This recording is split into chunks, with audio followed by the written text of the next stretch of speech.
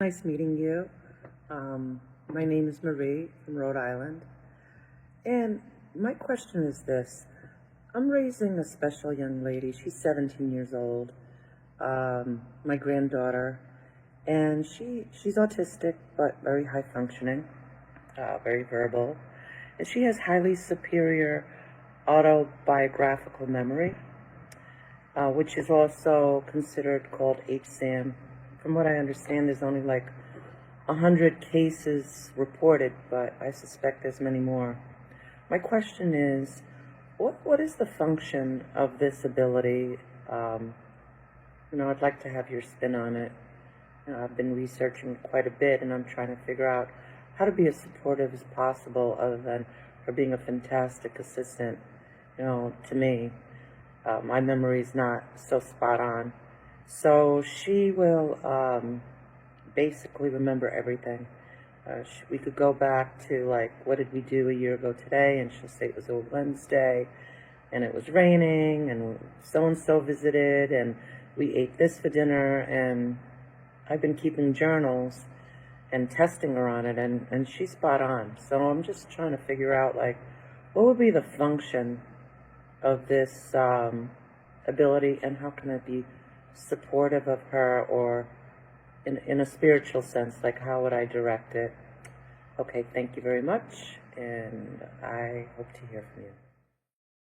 Well, there are many ways in which this ability can be utilized in your society. Obviously, in a sense, a person like that can be a living library for the idea of the events in her life and others with whom she interacts, so that she can recall flawlessly the ideas, the nuances, the immediate moments, all the way back to her birth.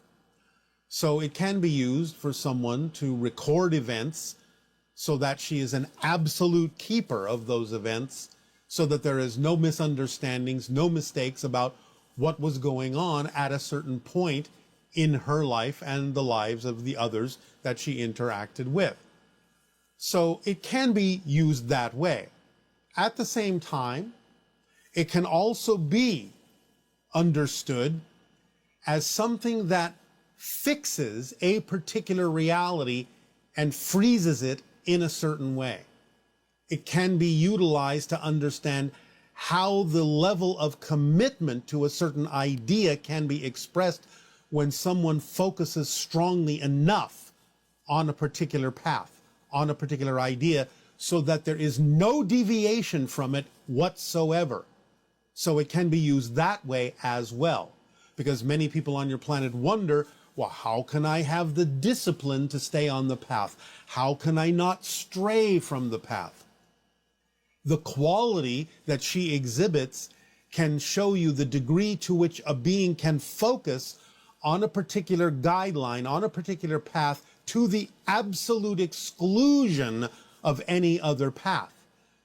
Not that she's necessarily exhibiting it that way, apparently, but that can also be representative of that degree of laser-like focus on the idea of what your soul's path is, with no deviation whatsoever. That you are walking that razor's edge, and there is absolutely no question that you will ever lose your balance or fall off of what may appear to be a very thin path. Because to the person with that kind of focus, the path is actually quite wide, and there's just no way they're going to lose the sense of where they're going, because there's no way they lose the sense of where they've been. It is a direct, linear path that keeps them on the straight and narrow with absolutely no deviation. It can be used to understand that degree of focus as well in any endeavor that might be representative of someone's soul path and their passion in life.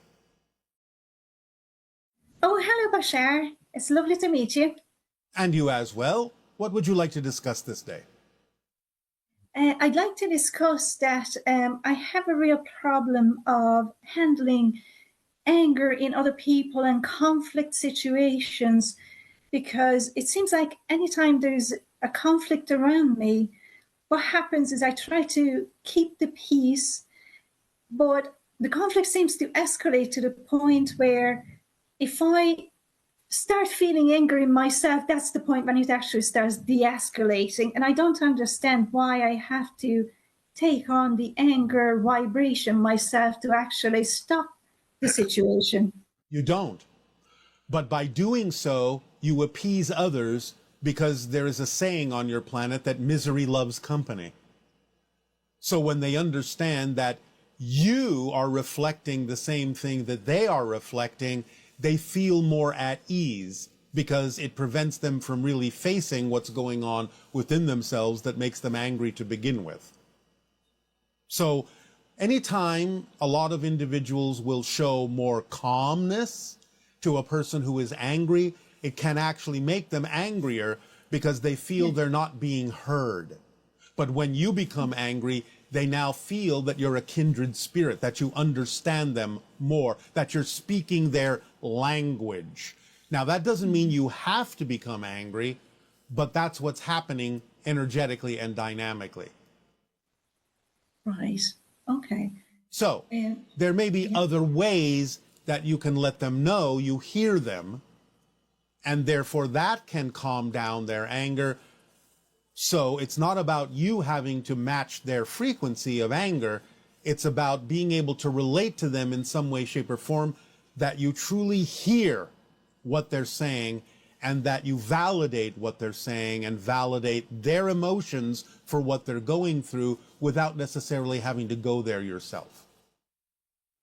I see. So it depends on how you're keeping the peace that makes the difference. I see. I see. Okay. That leads on to my second question, that a couple of months ago, I found a new job, and it was really, really exciting. The way I found it, it was just so not usual. It was like, it was great. And I joined a new company, and ever since, everything is uphill struggle. And I don't understand it, because it feels like it was the highest joy that you are mentioning. I was following my highest joy, and it was great in the beginning. All right. It's just uphill struggle. All right. So this may be an opportunity for you to change your definitions about what kind of challenges you are facing, instead of defining them in a negative way. So if it really is representative of your passion, very often following your passion, as I've told you, will unleash one of the tools within the kit that is the reflective mirror that reveals to you anything within you that might be causing misalignment in the way that you are approaching the things that are representative of your passion. So you may be having negative definitions that challenge you to change those definitions about what it is you're doing. Can you be more specific about what the job is, and give us an example of what one of the challenges is that you're experiencing? Sure. It's an office finance department job, and I have great experience in it, but this company has a great reputation in the country. When I joined them, I thought it would be a smooth process of me just fitting in, but several of the processes are not working. They're in the middle of a huge turmoil of changing everything upside down. And it just feels like whatever I'm trying to do, I'm doing it wrong. All right. So what kind of discussions have you had with the people running the company about the way in which you may be going about things, or in the way that you're experiencing things? Have you had any discussions? I have, yes. I asked for help and support, and they are giving it to me, but they are new themselves. It's the whole company is being, the management being replaced, and it feels like uphill struggle. It feels like nobody really has a clear picture of what we are doing at the moment. All right. Is there something you can do to provide a clearer picture of what needs to happen?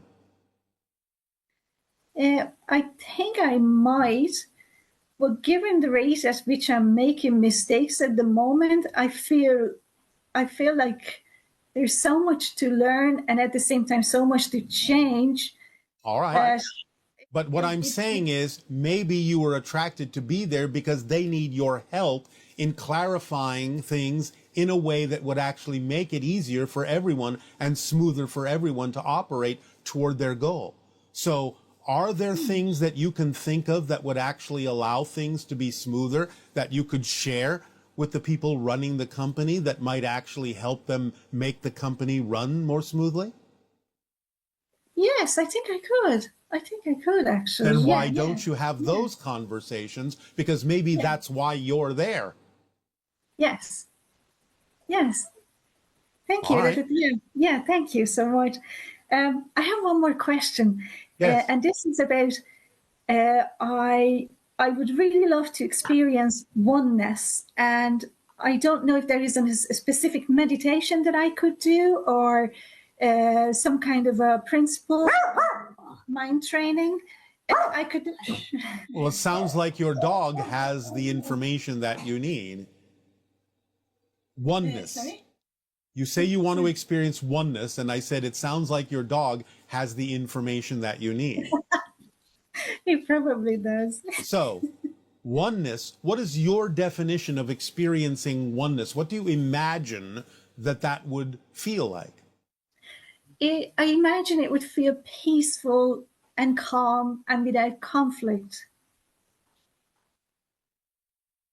Peaceful and calm. So, anything else? What does oneness mean to you? It means going with the flow and being helpful to people and to myself, and just basically just smooth living. All right. Being of service in that way. So you have just listed a bunch of things that are relatively physically practical. What is it that prevents you from behaving that way? I guess it's my own attitude. Yes. So if you want to experience oneness, you have to be one with yourself. You have to be at peace with yourself and not define things in a negative way when you come upon a challenge. So you have to approach them with oneness, with connectivity, with communication. You have to approach them in a peaceful way. You have to have a peaceful energy within yourself and a flow within yourself so that you can experience going with your flow when a challenge arises, because challenges help you grow. They're there for a positive reason. Look at them that way and approach them with your flow. How can this serve me? How can I use this challenge to serve others in a positive way?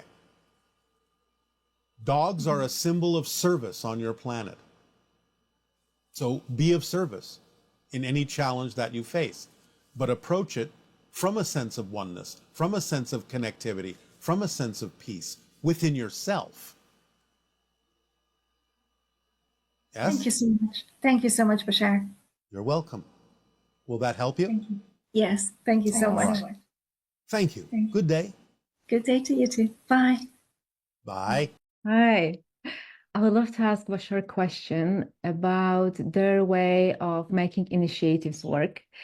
I'm wondering what I could learn from how in Bashar society they organize themselves to pursue a bigger goal, a common goal, yeah, but more bigger goal and common goal. I'm curious how I could translate this to organization development in supporting organizations in their transformations in alignment with the 5 laws, and for people to be able to realize their talents and passions in realizing this bigger goal and creating abundance. I'm also curious how the Trinity manifests in the organizations, especially the neutral one. Thank you. Well, again, by using the formula, one of the aspects of your life that starts to shape your life is synchronicity. You start to realize that everything is synchronicity. You look at it and experience it in a sense, first and foremost, from a neutral point of view, just recognizing that everything is an orchestration. Everything is connected. There are no accidents.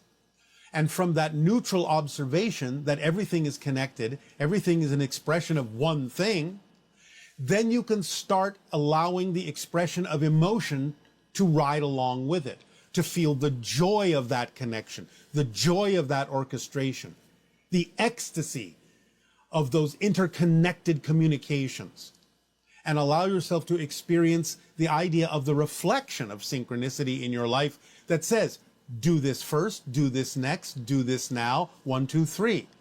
By bringing the experiences to you in the order in which they contain the highest amount of passion, the highest amount of attraction, the highest amount of curiosity, creativity, inspiration, and joy. Let it organize things in that way. That's how you do that, until suddenly you start functioning in pure synchronism, being always at the right place at the right moment in exactly the perfect timing, interacting with exactly who you need to interact with, doing exactly what you need to do at that particular perfect moment in time. It will happen that way eventually. It may take some practice, that's okay. Let the process unfold naturally. But basically, that's how you do it. You start from the neutral place of understanding. Everything is an orchestration, whether it appears to be or not. There are no accidents. Everything is connected. There's a reason why everything is happening. It may not always have to do mostly with you. You may be participating in something for someone else, getting something out of it that's more important for them than it is for you personally. But that doesn't mean it's not important that you participate in a gathering that may help someone else make a realization that helps their soul grow and move forward on their path. It's still a dance. It's still an orchestration. You're there for a reason. It's not an accident where you find yourself. So once you start acknowledging it from that balanced point, that neutral point, then you can start finding the things that are personally synchronistic for you as well, because you're included in that dance. And if you open up to it, opportunities and situations will arise that will contain the passion, the curiosity, the attractiveness that will let you know, all right, this one is for you, and this one is for you. But you will still participate in things that are for others as well, because part of the idea is that you are of service to humanity by being part of the orchestration. And then your life just gets organized that way. Hello. Good day. Good day. Good day to you. Nice to meet you, Bashar. And you as well. What would you like to discuss this day? Yes. I have a question concerning out-of-body experience. Yes. And I've been having many experiences actually, in where I am in the vibrational state at the gate, let's say at the door of moving out of my body. Yeah. And also multiple experiences in which I was outside of my body, floating at the ceiling, floating on top of my house. All right. So what's your question? My question is, I'm a very curious person, curious being, and I want to explore that realm. But I've never been able, because it happens spontaneously, I've never been able to control it or put myself at ease that I can go easily out of my body. But you say you're already experiencing being out of your body. So when you actually experience being out of your body, what do you do? Well, when I'm stuck. How are you stuck? How do you think you need to explore other realms? By moving my energetic body somewhere. No, not by moving. All you have to do is imagine being in another place and you'll be there. You're thinking of it in physical terms. I have to move. You don't. You just have to imagine feeling that you're somewhere else. Picture that you're somewhere else, and you will be there. Movement is not the same in those realms as it is in physical reality, so you can't think of it in the way that you would think of it if you were a physical being. So the next time you find yourself floating on the ceiling or floating above your house, imagine another place that you're familiar with, someplace on your planet, or even imagine being out among the stars or being above the earth. Just picture it and you'll be there. All right. That's all you have to do. That's very helpful. Thank you. Yes. I would also like to ask another question. Yes. And it's concerning Here on Earth, at a certain point in life, people start to have children. Yes, That's sometimes. a natural thing that occurs. But I'm 32 right now. Many friends of mine having kids, and I love kids. It's such a joy. But Yes. I'm doubtful. And I was wondering, You're doubtful about what? to have or not have children. Then don't worry about it. If you've made an agreement to have children, nothing will stop it from happening at the exact correct time. If you haven't made an agreement to have children, then you won't have children. Just let your life unfold by following the formula, following your passion, and let it happen when you've already agreed that it should, because those things have already been determined by your spirit before you incarnated. Mm-hmm. And what about birth control? If I take the pills, then I won't, Don't worry about that either. Again, if you're supposed to have children, then something will happen where you either wind up not taking it and you'll feel that you don't wish to take it, or it won't matter that you take it because things that are supposed to happen can supersede some of the physical elements on your planet anyway. There have been many people that have been told by your doctors they cannot have children, and yet they do. So don't worry about the idea of the physical parameters. Something will synchronistically occur that will make it possible if you've made that agreement. All you have to do is go with the flow and just trust your feelings and instincts at every given moment. I will. That All was a right. nice thing to hear. Don't worry about it. All right. One last question. I'm a dancer and my life is dancing. I teach dance, I perform. Yes. And I notice in the world, the arts in any way, shape, or form are very a necessity, are very well here on this earth. And I was wondering what the meaning of arts in any shape or form is on an earthly level or on a cosmic level. Art is a basis for self-reflection, for communication, to put one in touch with oneself and how one responds to the art. Mm-hmm. So art is a mirror. Yes. And do you have arts Absolutely. in other? Absolutely. Many different kinds. I myself am a sculptor, as well as being a first contact specialist. And how does that visualize? What does that look like? There are many different things it can look like. We can form certain materials spontaneously that are nanomaterials, what you would call a kind of metallic crystalline substance that can be formed into many different shapes. And the idea is that certain sculptures can be made so that they change shape with the person that is observing it, to literally reflect what is going on in that person in their observation of it. So it literally functions like a kind of symbolic mirror. So if I'm understanding this correctly, the art that is being shaped by what the person that's looking at it. Yes. Wow, that's beautiful. Yes, we think so. And I hope I can experience that.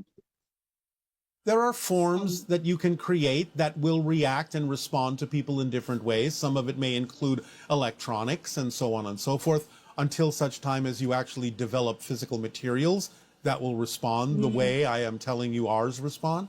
But there are many ways to do it. So use your creative imagination and see what you can come up with. Certainly dance itself is something that can be interactive and a two-way street, so that the response of the audience can change the way that you dance in the moment, if you are receptive to the mood of the audience. Ooh, that's a very nice inspiration. All right. See what you can do with that. Yes. Thank you so much, Bashar. You are so welcome. Anything else? No, that's it for today. All right. Then happy dancing. Thank you so much. Greetings, Bashar. I was wondering if you could kindly discuss with us what a typical day entails for an adult being on your planet.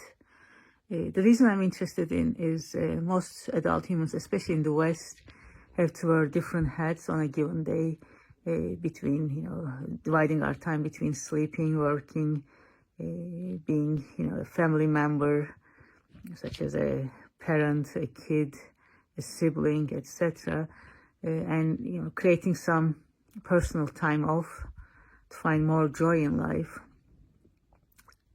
Sometimes it's a bit tricky to wear all these hats. I was wondering if you would have any words of wisdom in terms of compartmentalizing our day to find that joy, to create that joy more. Thank you.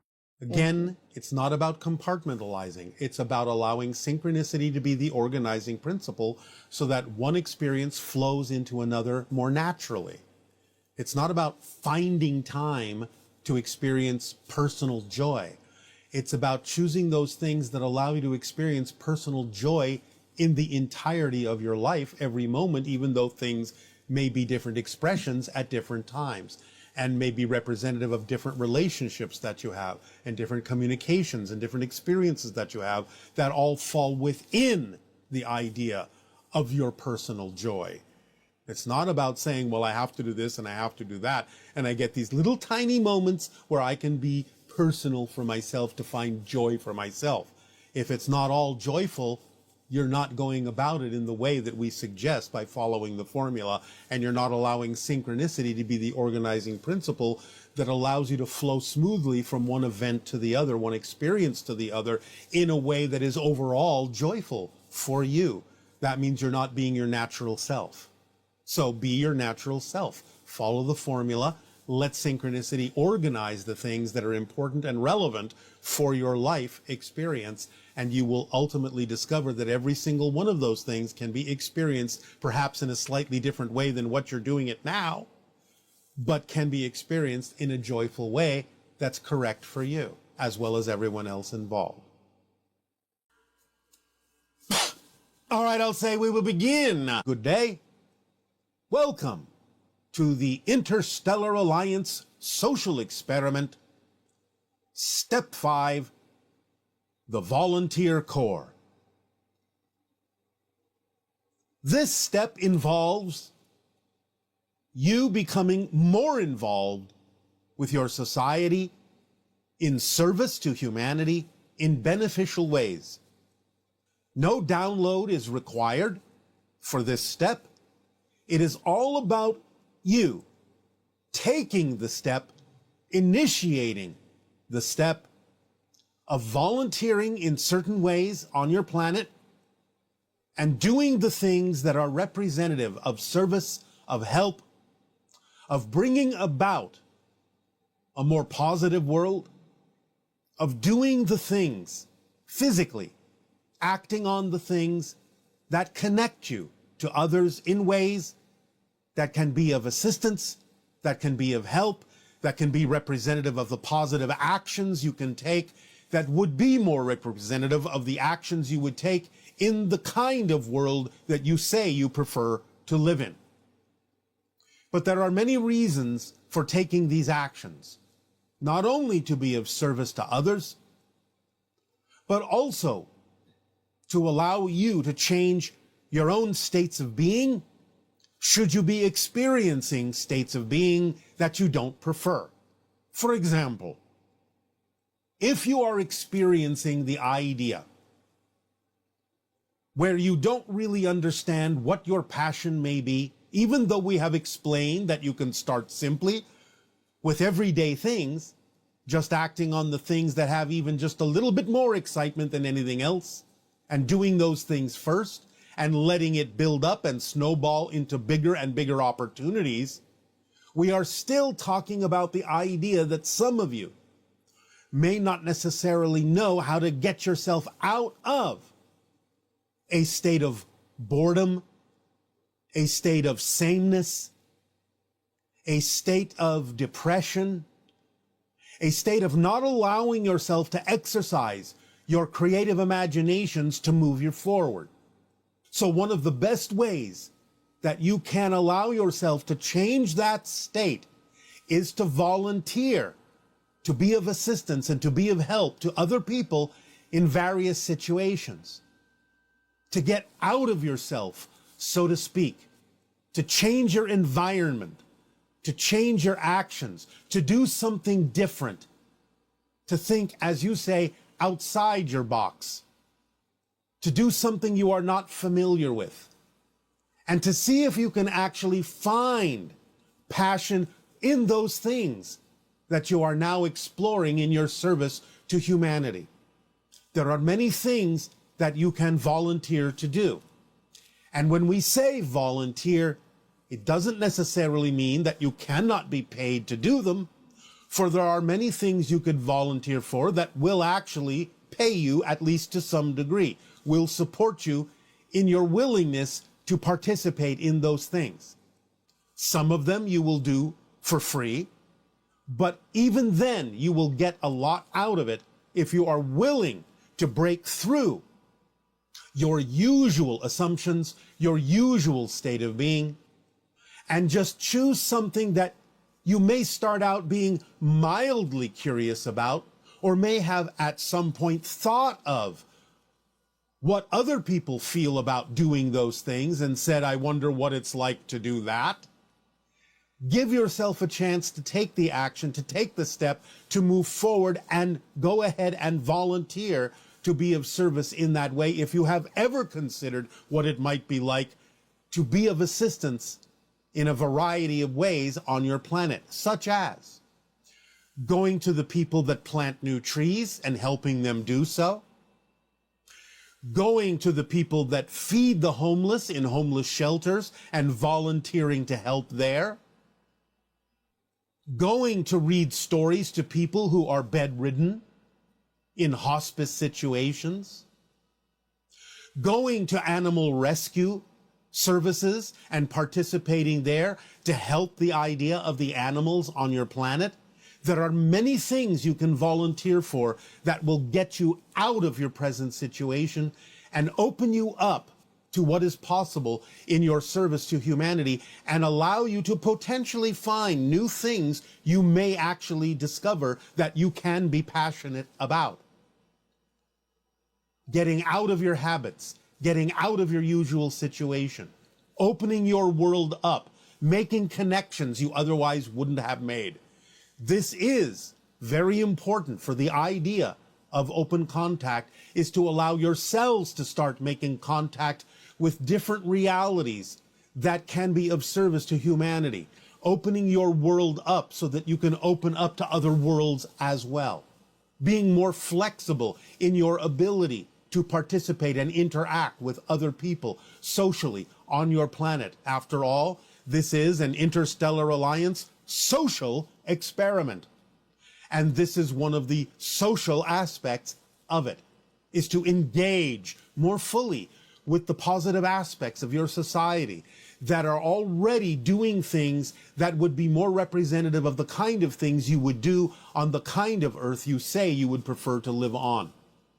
So help out, be of service, volunteer, find something that you are at least curious about and wonder what it would be like to do that. Do it at least once. You can do it at least once. Or you can decide to do it every day.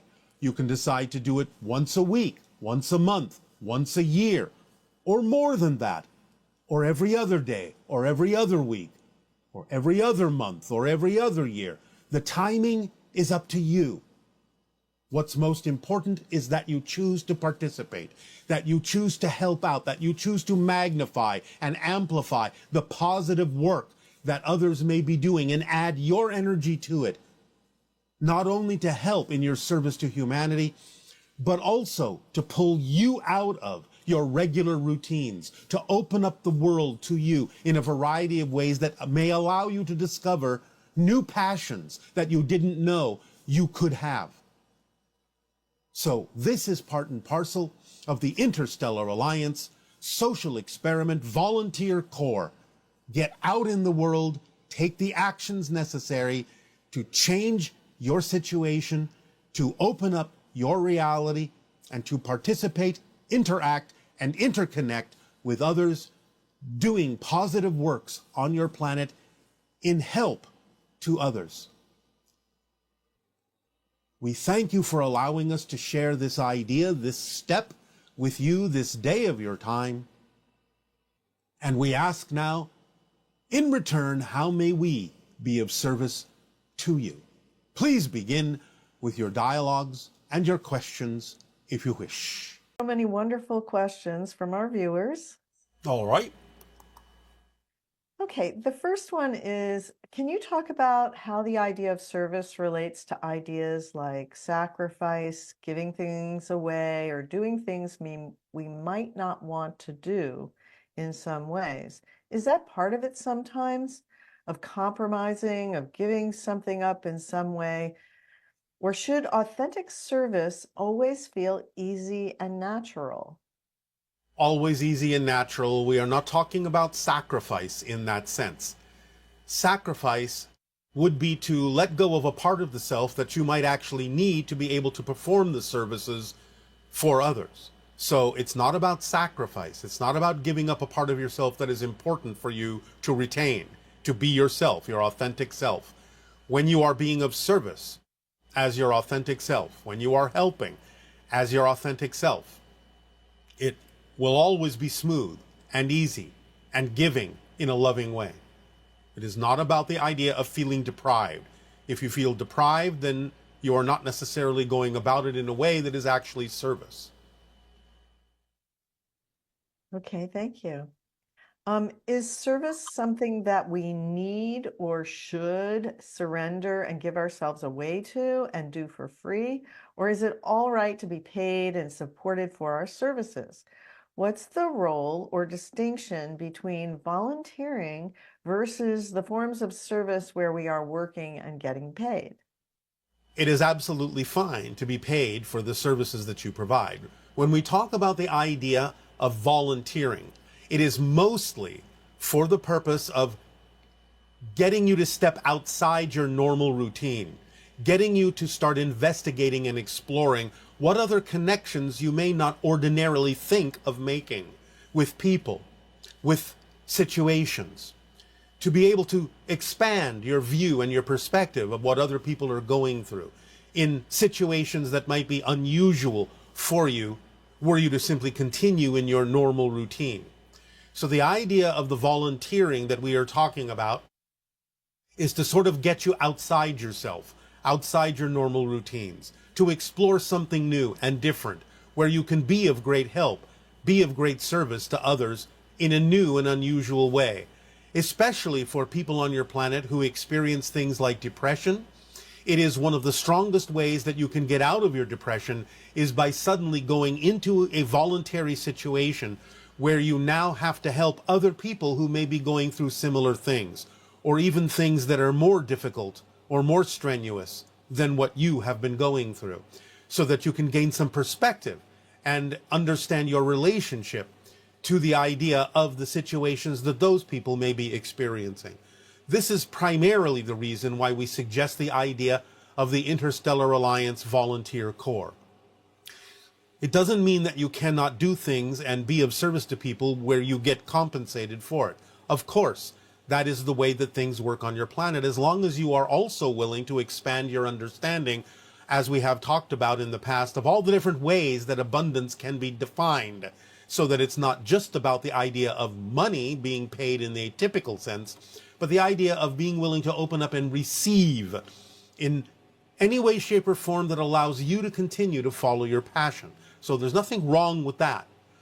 And again, the volunteering that we're talking about is mostly to get people to change their routine, to get themselves out of themselves, to step outside their normal ideas, normal perspectives, to shake things up a little bit and give them an opportunity to walk in other people's shoes. Okay. And this person is saying that sometimes when I try to follow my excitement and be of service or share something that I'm excited to share, I find that I can get stuck in perfectionism and self-doubt. For example, if I share something about astrology with someone, I worry about if I tell them something that isn't fully clear, or it's wrong in some way, or confuses them, or it's not the right permission slip for them. I then hesitate to share anything at all, or even just sharing about a TV show, a book, or something that I like with someone. part of me worries that it might not be good or might not be right for them, or it just distracts them from their path and it's not the best thing I could share with them. So can you address can you talk about how it might be possible to relax around some of this? Yes, well, you're taking responsibility for their responses rather than simply being responsible to them by being yourself. Of course, the sharing must always be where you sense it is appropriate to share these things. But remember that if they've been attracted into your life, then there is a reason that they're there. And this is where the idea also is that you can add caveats to anything that you share. You can always begin by saying, this is my perspective. This is my belief. This is what I've learned. It may or may not work for you, but I'm going to share this and you can decide whether or not it's appropriate for you. So as long as you lead anything you're sharing with that caveat, then you can relax because you have already prepared them to understand that while you're sharing an idea with them about anything, it's still that you're leaving it up to them to decide whether or not to apply it in their lives. But you can certainly take it on faith, so to speak, that the reason that they're in your life at all is because they're willing to hear what you have to say, willing to receive some of what it is you're willing to share, as long as you do it in an appropriate way. And again, give them the caveat that this is your perspective. You're just sharing it. In the event it may be of assistance to them, but you don't expect or insist on anything, and you can allow them to take it in whatever way, shape, or form they will, or to leave it behind. So as long as you make that clear, then you're free to share anything because they now know that you're not attempting to force it on them or insist that they must believe it. You're simply saying, hey, this is my life. This is what I've experienced. This is what I see. This is my perspective. And therefore, they are free to take it or leave it. So lighten up on yourself. Don't be so responsible for everyone's response. Just be responsible to them by being yourself. Great. And then I think this is from the same person. In an earlier transmission, you discussed the idea of learning from and using past mistakes in order to move forward positively and be of service to humanity. But does our service always have to relate to the mistakes that we've made or experienced in the past? Or can we just bring what we've learned and who we've become forward in a more general way into how we are in the world and let that then connect us to the ways of being of service? Yes, either is fine. Whatever seems appropriate. Sometimes the lessons that you have learned in a specific way may be relevant for helping others who also are going through those specific experiences. And therefore, at those times, it's appropriate to take the lessons from a specific experience and share it in a specific way, in the same way that you went through it. Otherwise, no, you don't have to. Whatever lessons you have learned can simply be used to share with people in ways that are of service to them without necessarily it being specific to the way that you learned the lessons. So no, it doesn't have to be the same, but allow synchronicity to bring to you the people in whatever way, shape, or form they need to experience it. They will let you know in what way they need to experience the information you have gained and the wisdom you have gained and the experience you have gained from learning the lessons you have learned. You'll be able to tell whether or not you need to couch it, shall we say, in the same way that you went through it in that particular discipline or subject, or whether you can simply take whatever you have learned and apply it in a different way according to what they bring with regard to their questions or their situation. So yes and no, it depends on the situation. Okay. And does being of service always look like directly connecting to and helping others, teaching about something, or taking actions in the physical world in some way? Or are there also valid forms and ways of being of service energetically on our own, or even just through our own healing process, way of being in the world, etc.? All of it. Don't leave anything out. Do the energy, heal yourself, and take the actions that are of service to others as well. It's not just one or the other. All of them are important. It's a holistic experience. So yes, you're helping by changing your own energy. Yes, you're helping others by healing yourself, because you can't really help others unless you're helping yourself be a whole person. But the idea is, don't shy away from taking the actions as an alternative. In other words, don't make action an alternative to simply dealing with your own energy. All of them are important.